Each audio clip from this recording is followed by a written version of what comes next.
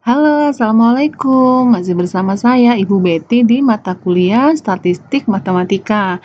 Di minggu kemarin, kita sudah membahas tentang distribusi khusus untuk variabel acak diskrit, ya. Yang selanjutnya, di sini kita akan bahas tentang distribusi khusus untuk variabel acak kontinu. Apa saja macam-macamnya, kita akan bahas sebentar nanti. Oke, kita telah membahas tentang distribusi peluang ya, di mana distribusi peluang ini terbagi menjadi dua bagian, yaitu distribusi peluang untuk variabel acak diskrit dan distribusi peluang untuk variabel acak kontinu. Di variabel acak diskrit ini adalah macam-macam distribusi yang sudah kita bahas. Ada uniform diskrit, kemudian ada Bernoulli, ada binomial negatif, ada geometrik, hipergeometrik, ada distribusi Poisson, dan multinomial. Sedangkan untuk variabel acak kontinu ya, macam-macamnya ada distribusi uniform kontinu, ada distribusi gamma, ada eksponensial, kemudian chi-square, kemudian ada normal, dan Weibull. Ya, sedangkan di statistik inferensialnya di sini ada distribusi T ya dan distribusi F. Namun pada minggu ini kita hanya akan bahas dulu tentang distribusi uniform kontinu ya dan distribusi normal. Untuk yang lainnya kita akan bahas di pertemuan yang berikutnya.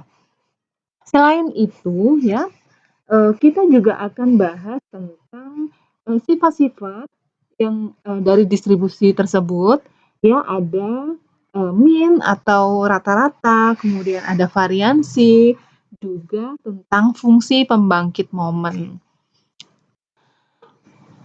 Oke, sebelumnya kita bahas dulu tentang distribusi kontinu. Jadi, distribusi kontinu ini digunakan untuk menggambarkan variabel acak yang kontinu.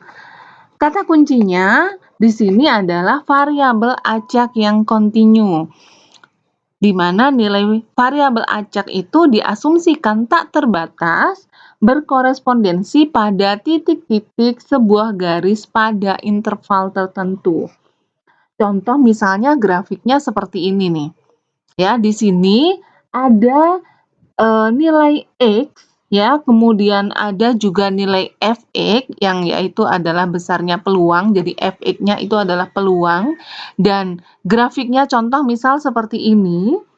Maka sepanjang interval dari A hingga ke B ini memiliki peluang.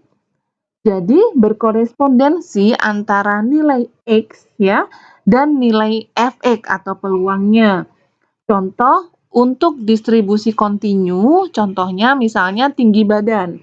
Jadi data tentang tinggi badan itu bisa digambarkan dalam distribusi kontinu. Contoh lainnya ada berat badan, ada umur suatu produk, atau error dalam percobaan laboratorium, dan masih banyak lagi ya untuk contohnya.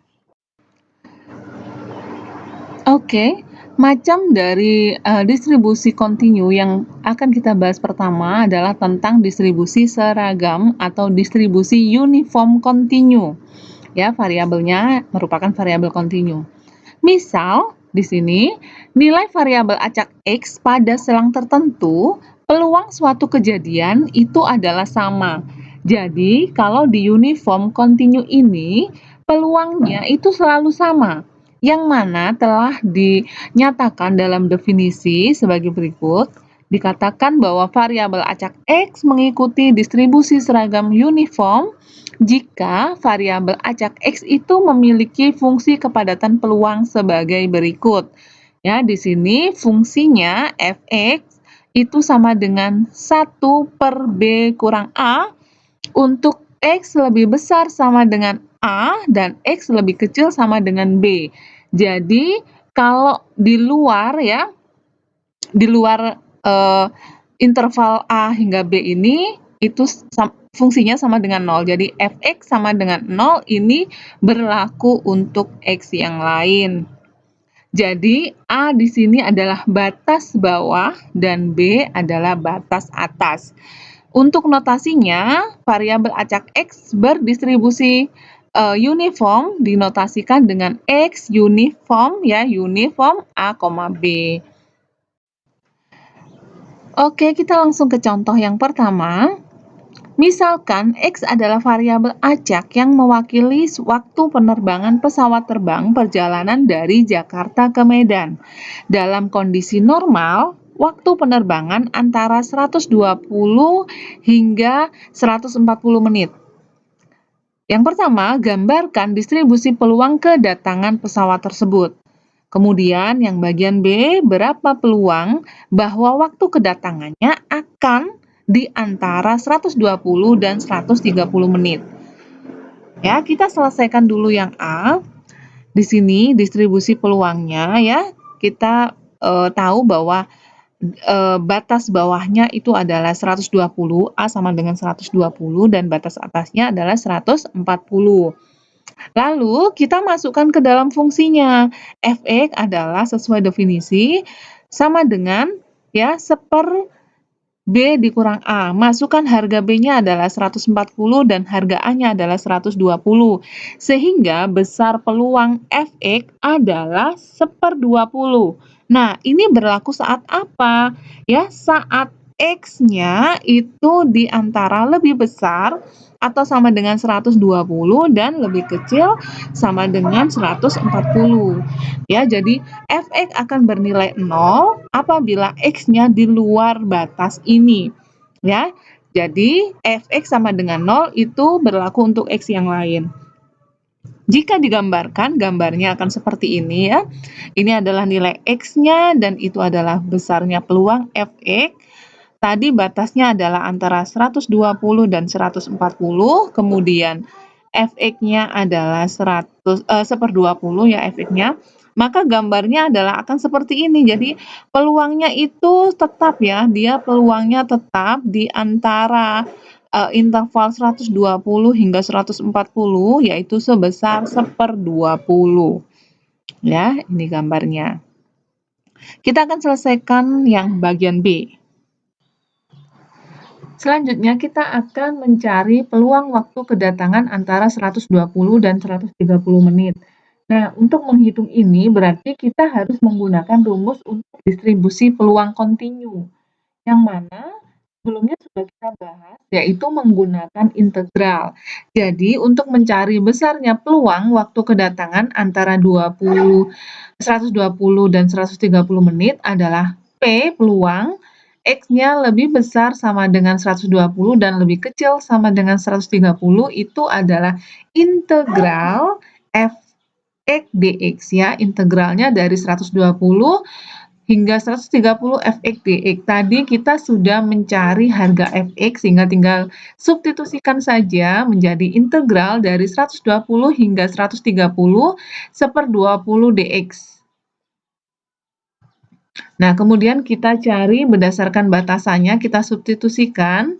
Integralnya hasilnya adalah 1/20x ya, dari 120 hingga 130. Kita masukkan sehingga besarnya peluang ya antara X lebih besar dari 120 dan lebih kecil dari 130 itu sama dengan 1/20, masukkan ya X-nya, jadi 130 dikurangi 120, hasilnya adalah 1/20 dikali 10 menjadi setengah. Jadi peluang waktu kedatangan antara 120 dan 130 menit itu adalah 0,5 atau setengah. Atau kita bisa menggunakan cara lain, yaitu menggunakan distribusi kumulatif. Masih ingat enggak nih? Jadi kalau masih sudah lupa silakan dibuka kembali materi tentang distribusi kumulatif ya. Kita bisa cari besarnya peluang X lebih besar sama dengan 120 dan X lebih kecil sama dengan 130 itu sama dengan F ya, distribusi kumulatif dari 130 dikurangi F 120. Maka Fx-nya itu adalah integral dari min tak hingga X Ft dt. Sehingga Fx-nya ya itu sama dengan 1/20 T dari min tak hingga X. Ya, sehingga Fx-nya menjadi, jadi di sini T-nya kita ganti dengan X, Fx sama dengan 1/20 X, begitu. Lalu masukkan Fx-nya sama dengan 1/20 ya, dikalikan 130 dikurangi 1/20 dikalikan 120, sehingga Fx-nya itu adalah sama ya, setengah hasilnya. Atau dengan cara yang ketiga, untuk mencari luas daerah di bawah kurva. Jadi tadi kita sudah memperoleh luasnya, yaitu di pertanyaan yang A, bahwa daerahnya di sini adalah antara 120 dan 140. Sekarang untuk pertanyaan yang bagian B adalah kita akan mencari luas daerahnya antara 120 dan 130. Ya, jadi sama besarnya Fx-nya adalah 1/20 bagian sini, sedangkan luas yang ya bagian sini adalah 10. Nah, masukkan saja menjadi peluang X lebih besar dari 120 dan lebih kecil dari sama dengan 130 itu adalah rumus luas panjang kali lebar ya. 10 dikali 1/20 sama dengan 10/20 atau hasilnya adalah sama dengan setengah. Ya, jadi apapun caranya, kalian bisa pilih, tinggal pilih caranya mau menggunakan cara yang mana, hasilnya akan sama. Ya, bisa menggunakan distribusi kumulatif atau bisa mengintegralkan fungsi Fx-nya ya, atau dengan mencari besarnya luas daerah di bawah kurva. Oke, semoga bisa dipahami. Selanjutnya diberikan teorema ya untuk mencari rata-rata variansi dan momen. Jika X merupakan variabel acak kontinu, maka untuk mencari rata-ratanya atau mu itu sama dengan A plus B per 2. Sedangkan untuk mencari varians, var X itu sama dengan dalam kurung B dikurang A kuadrat dibagi 12.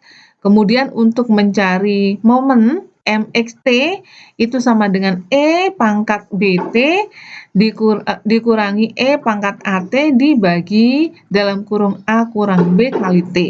Ya, untuk pembuktiannya silakan dicoba sebagai latihan. Kita ke selanjutnya ya, distribusi normal atau Gaussian. Distribusi normal itu merupakan distribusi peluang kontinu yang terpenting dalam bidang statistika. Distribusi normal disebut juga distribusi Gauss yang ditemukan oleh Abraham de Moivre.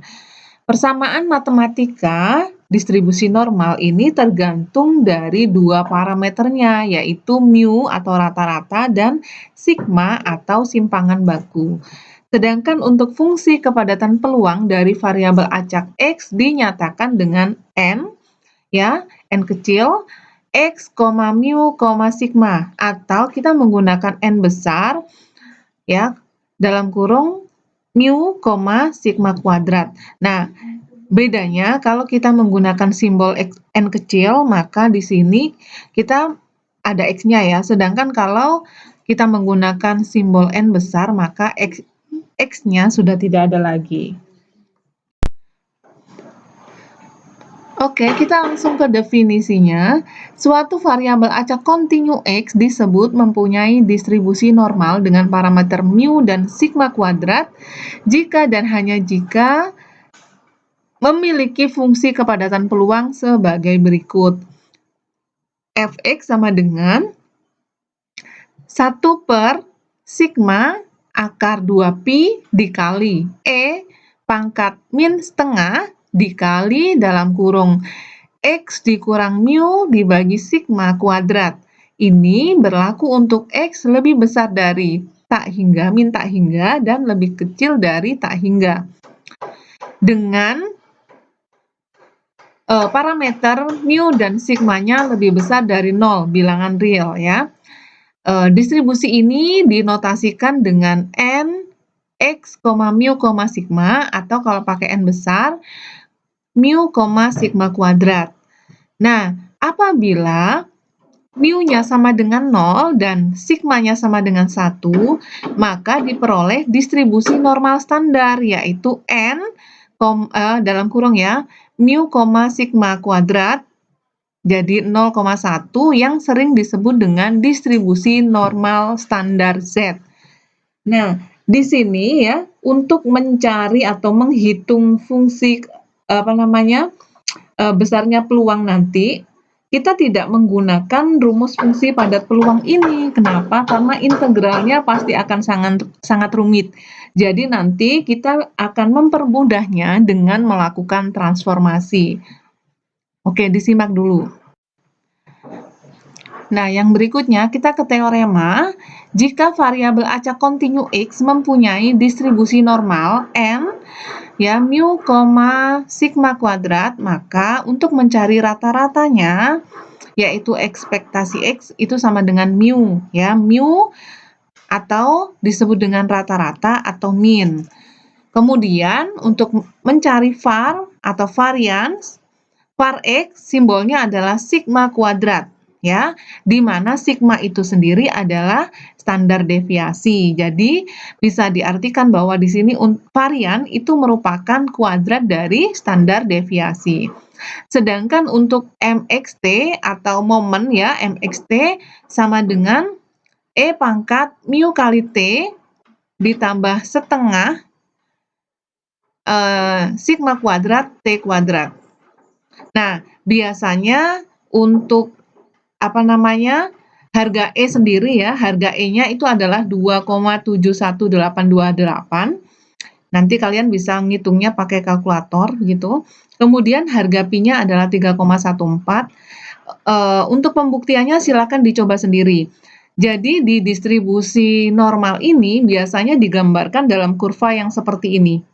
Ya, bisa dilihat kurvanya ini. Jadi besarnya luas di bawah ini adalah sebesar sigma, ya. Nah, seperti ini. Untuk sifat-sifat kurva normal, yang pertama adalah distribusi simetris dan berbentuk lonceng, ya. Jadi kurva normal itu selalu bentuknya lonceng, ya, dan simetris. Kemudian, seluruh keluarga distribusi peluang normal didefinisikan oleh min atau mu dan standar deviasi atau sigma. Titik tertinggi pada kurva normal adalah pada min yang juga merupakan median dan modus. Kemudian, median dapat berupa nilai numerik negatif, 0, atau positif.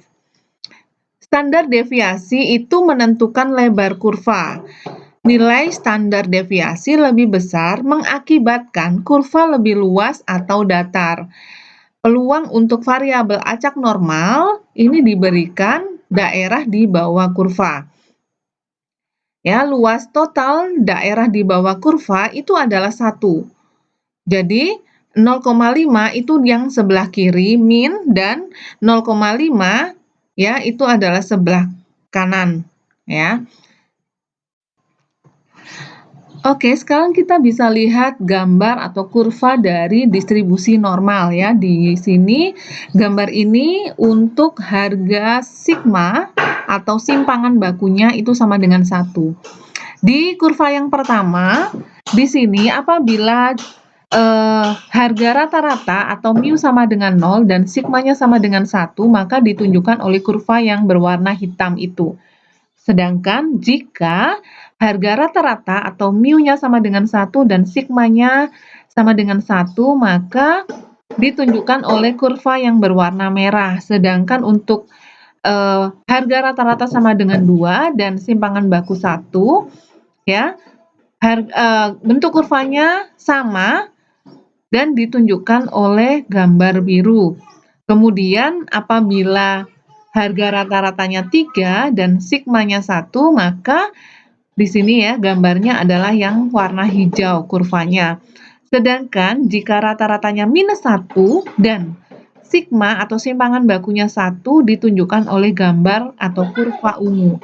Nah, dari sini kita bisa menyimpulkan bahwa jika sigma atau simpangan bakunya sama, itu akan menghasilkan kurva ya yang bentuknya sama. Yang berbeda itu adalah pergeseran oleh nilai mu-nya atau rata-ratanya. Jadi untuk kurva yang sama, lebar kurvanya sama. Oke, selanjutnya kita akan melihat bagaimana bentuk kurva jika yang sama itu adalah rata-ratanya. Di sini rata-rata atau harga mu-nya itu sama dengan 0. Nah, di sini kalian bisa perhatikan bentuk kurvanya. Ketika harga rata-rata atau mu sama dengan 0 dan harga sigma atau simpangan bakunya itu adalah 1, maka bentuk kurvanya ditunjukkan pada kurva yang biru ya, garis biru. Nah, seperti itu. Kemudian di sini kita perbesar lagi simpangan bakunya atau sigmanya. Rata-ratanya tetap sama. Untuk rata-rata 0, kemudian harga sigmanya 2, gambarnya ditunjukkan pada gambar yang warna hijau, kurva hijau. Nah, kamu bisa lihat perbedaan dari yang sigmanya 1, kemudian di gambar 2 sigmanya 2. Kemudian kita lebarkan lagi sigmanya menjadi 3 dengan rata-rata yang sama yaitu 0. Gambarnya ditunjukkan pada kurva yang biru. Lalu di sini untuk gambar yang selanjutnya kita persempit sigmanya menjadi 0,5 ya, ditunjukkan oleh gambar yang pink ini, pink atau ungu. Nah, kalian bisa lihat, perhatikan, kemudian kita perkecil lagi untuk kurva yang berwarna merah. Rata-ratanya sama, hanya di sini kita persempit simpangan bakunya menjadi 0,25 sehingga bentuk kurvanya menjadi seperti itu. Artinya apa? Bahwa di sini kita bisa menyimpulkan bahwa semakin besar simpangan baku atau harga sigmanya, berarti semakin lebar kurvanya. Ya, semakin landai kurvanya. Nah, perhatikan ketika kita memperkecil harga dari simpangan bakunya, maka daerah di bawah kurvanya itu semakin sempit ya, semakin sempit. Artinya apa? Bahwa di sini bentuk kurva itu tergantung dari harga simpangan bakunya ya. Keruncingannya itu tergantung dari simpangan bakunya. Jadi semakin kecil nilai simpangan bakunya, maka kurvanya ya itu semakin sempit luasnya, dan semakin lebar simpangan bakunya, maka bentuknya akan semakin landai dari kurvanya. Nah, seperti itu. Oke, selanjutnya kita ke luas kurva kontinu ya. Fungsi f(x) lebih besar atau sama dengan 0. Jadi di sini yang pasti adalah bahwa nilai peluangnya itu lebih besar dari 0 ya. Seluruh area di bawah kurva itu sama dengan 1 nilainya, karena ini merupakan nilai peluangnya. Jadi misalnya di contoh gambar ini ya, jadi kalau seluruh area di bawah kurva itu nilainya adalah 1. Nah, karena di gambar ini dibatasi oleh A sampai B, jadi X itu lebih besar sama dengan A dan lebih kecil sama dengan B, ya, bisa ditunjukkan di area kurva itu, jadi dia dibatasi oleh titik A dan titik B, maka itu adalah besar peluang dari X lebih besar dari A dan lebih kecil dari B. Nah, jadi dari gambar yang area berwarna merah, ya, area yang diarsir berwarna merah, ini adalah besarnya peluang dari kurva itu. Jadi yang dimaksud, karena di sini kita membatasi bahwa peluangnya itu di mana X-nya lebih besar sama dengan A dan lebih kecil sama dengan B. Selanjutnya di sini ada luas di bawah kurva normal ya. Luas dari kurva normal ini dibatasi, kalau misalnya di sini pembatas yang pertama itu adalah dari mu dikurang sigma ya di sebelah kiri hingga mu ditambah sigma di sebelah kanan, maka luas daerahnya ya yang dibatasi oleh kedua titik itu adalah sebesar 68%, atau besar peluangnya ya, peluang di mana X lebih besar dari mu dikurang sigma hingga X lebih kecil dari mu ditambah sigma, itu besar peluangnya adalah 0,6827. Ya, jadi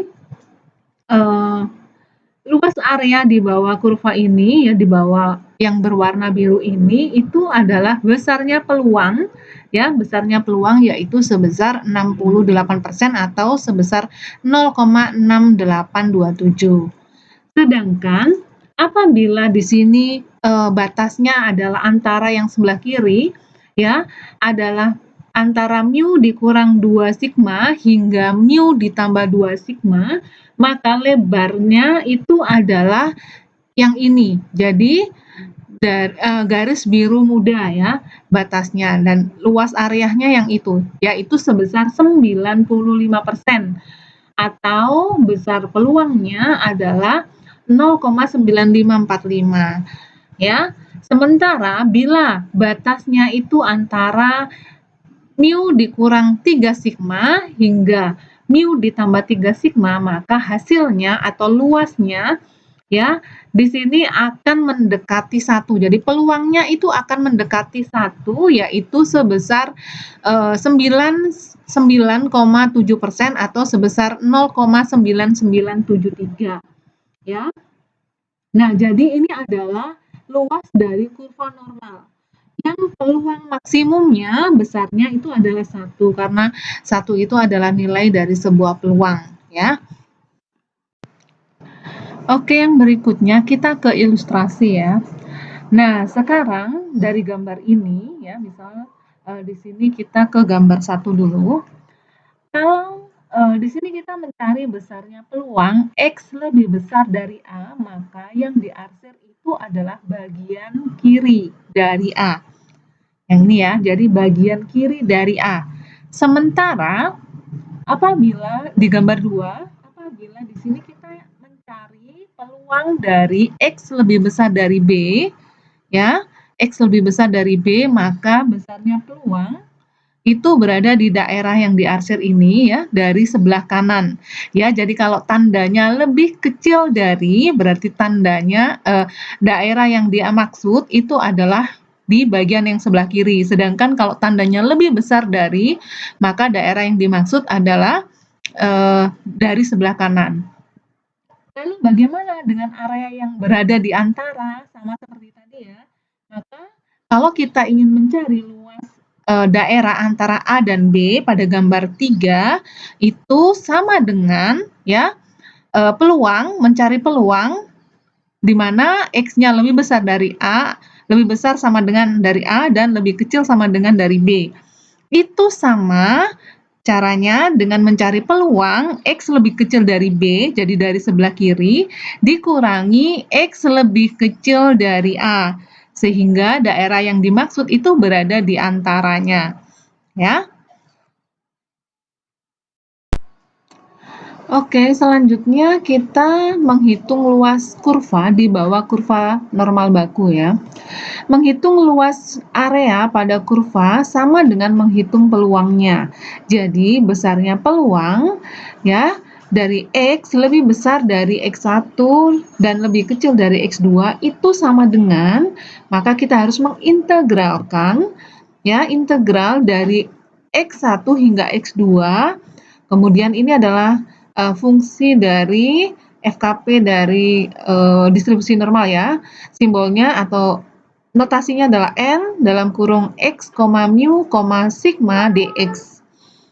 Atau sama dengan, ini adalah rumus fungsi kepadatan peluang dari distribusi normal.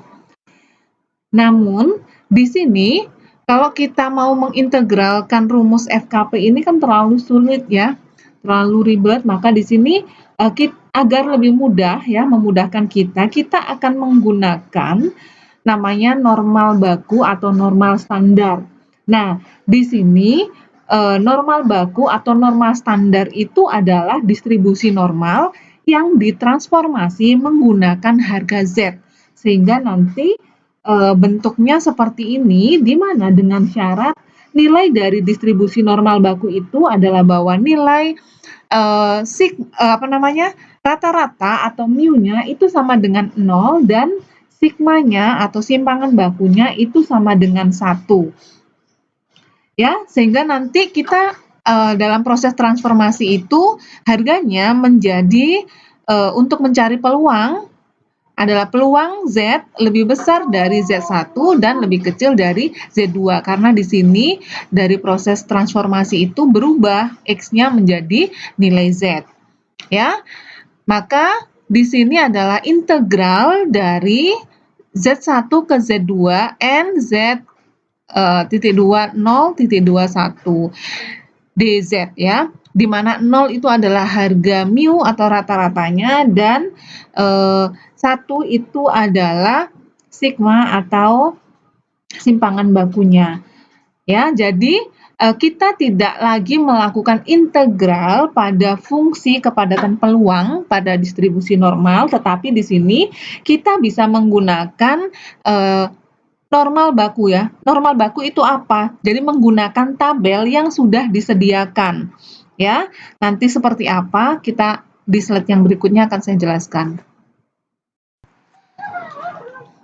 Nah, ini adalah tabel dari distribusi normal ya, tabel daerah di bawah kurva normal. Nah, di sini kita bisa ilustrasikan menggunakan tabel ya untuk mencari besarnya peluang. Jadi tabel ini disebut dengan tabel peluang dari distribusi normal. Nah, sekarang coba kalian lihat di bagian kurva yang sebelah sini ya, bahwa distribusi peluang itu dimulai dari sebelah kiri, ya. Jadi, pada saat kita menghitung, misalnya di sini saya mau mencari peluang dari Z, itu lebih kecil dari sama dengan minus 3,37, ya. Di sini sudah ditransformasi menjadi harga Z. Jadi peluang dari Z lebih kecil dari sama dengan min 3,37, maka di sini kita tidak perlu lagi menghitung menggunakan rumus integral, tetapi kita bisa mencarinya ya menggunakan tabel. Caranya bagaimana? Jadi di sini yang kita cari adalah peluang dari ya Z lebih kecil dari sama dengan minus 3,37. Maka di sini kita ambil 2 digit yang paling depan ya. Nah, cari di bagian baris ya. Baris. Di sini minus 3,3 ada di sini. Lalu di bagian belakangnya di situ kan ada 2 digit ya. Berarti 0,07. Maka di sini kita ambil ya, yang paling bagian belakang adalah 7, 0,07. Lalu temukan maka besarnya peluang dari Z lebih kecil dari ya sama dengan min 3,37 itu ada di sini, yaitu sebesar 0,0004. Jadi besarnya peluang saya katakan dari Z lebih kecil sama dengan min 3,37 itu adalah 0,0004. Nah, begitu cara melihat atau mencari besarnya peluang menggunakan tabel dari distribusi normal. Jadi kalau misalnya yang diketahui adalah X-nya, maka kamu harus mentransformasi dulu menjadi nilai Z, seperti itu. Jadi besarnya peluang itu sama dengan luas daerah di bawah kurva ya. Kalau saya gambarkan kurvanya seperti ini, maka titik minus 3,37 ada di situ, ya. Ingat bahwa di sini cara mencari besarnya peluang itu ada dari sebelah kiri ya, luasnya dari sebelah kiri. Maka di sini untuk menentukan besarnya peluang kita bisa menghitung luas daerahnya, ya. Yang luas daerah yang diarsir adalah yang ada di sebelah kiri, sebelah situ, ya.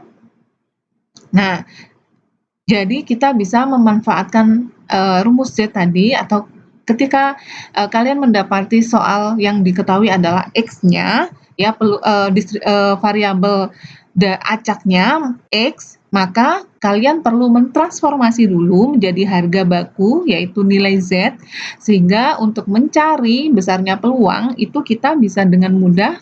Caranya adalah menggunakan tabel, ya, seperti yang sudah saya ilustrasikan tadi. Nah, sekarang kita coba contoh lainnya ya.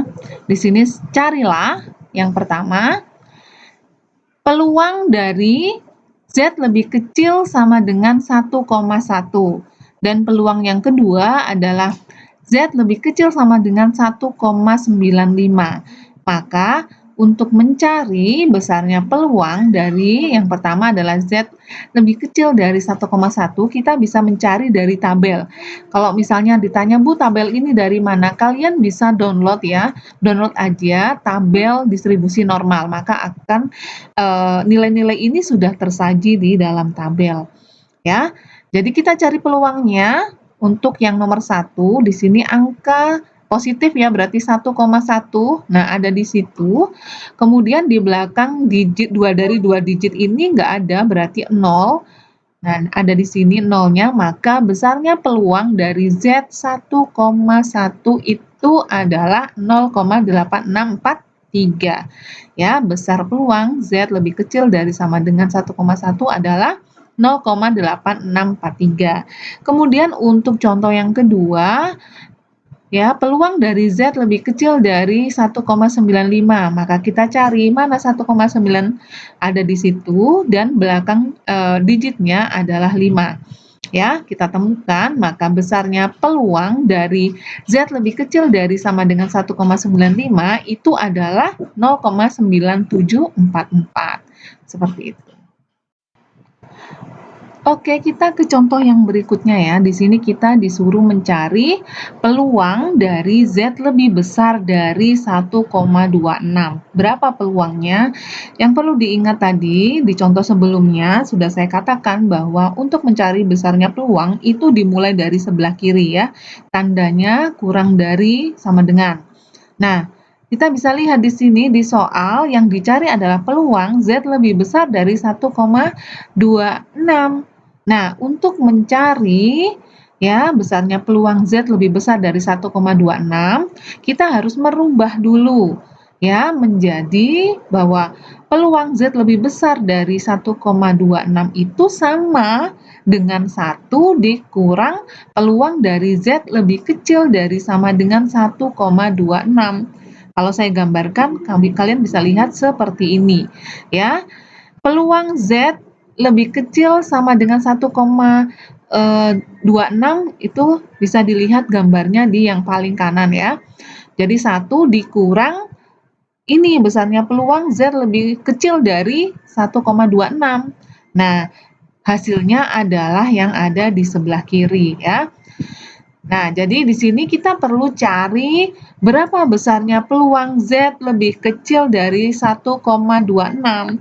1,2 ada di sini nilainya dan 0,06 ada di situ, maka besarnya peluang dari Z lebih kecil sama dengan 1,26 adalah 0,8926. Jadi untuk mencari besarnya peluang Z lebih besar dari 1,26 itu adalah 1 dikurang 0,8962. Hasilnya adalah 0,1038. Seperti itu. Semoga bisa dimengerti.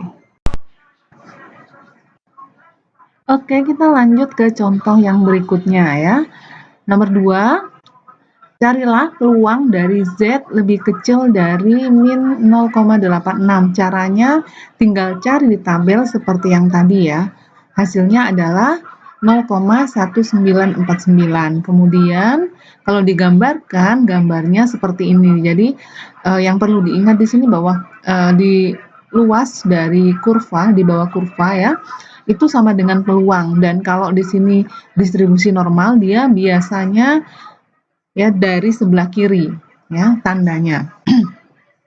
Lalu yang nomor 3, carilah peluang Z lebih besar dari 1,37 ya. Kalau saya gambarkan peluang Z lebih besar dari min 1,37 itu sama dengan peluang Z lebih kecil dari 1,37. Nah, ini gambarnya seperti ini ya. Jadi kalau peluang Z lebih besar dari min 1,37, nah gambarnya yang sebelah kiri itu sama besarnya dengan peluang Z lebih kecil dari 1,37. Nah, tinggal kalian cari di tabel ya, sehingga hasilnya adalah 0,9146. Kemudian untuk contoh yang keempat, carilah peluang di mana Z itu lebih besar dari min 1,25 dan lebih kecil dari 0,37. Caranya seperti di contoh sebelumnya ya, jadi kita uraikan. Jadi peluang Z lebih kecil dari 0,37 dikurangi peluang Z lebih kecil dari min 1,25. Jadi kalau digambarkan, nah seperti ini kalian bisa perhatikan gambarnya bahwa peluang Z antara min 1,25 dan 0,37 itu sama dengan peluang Z lebih kecil dari 0,37 dikurangi peluang Z lebih kecil dari minus 1,25. Sekarang kita cari masing-masing di mana peluang Z lebih kecil dari 0,37 itu adalah 0,6443 dan peluang Z lebih kecil dari minus 1,25 itu adalah 0,1056. Sehingga besarnya peluang Z antara ya lebih besar dari minus 1,25 dan lebih kecil dari 0,37 itu adalah 0,5377. Nah, seperti itu. Oke, ini adalah penerapan dari distribusi normal ya. Silakan dicoba nomor 1 dan 2-nya. Oke, terima kasih. Sampai di sini dulu ya untuk pembahasan tentang variabel khusus ya, variabel acak kontinu ya di bagian 1. Kita akan lanjutkan ke bagian 2. Terima kasih. Assalamualaikum warahmatullahi wabarakatuh.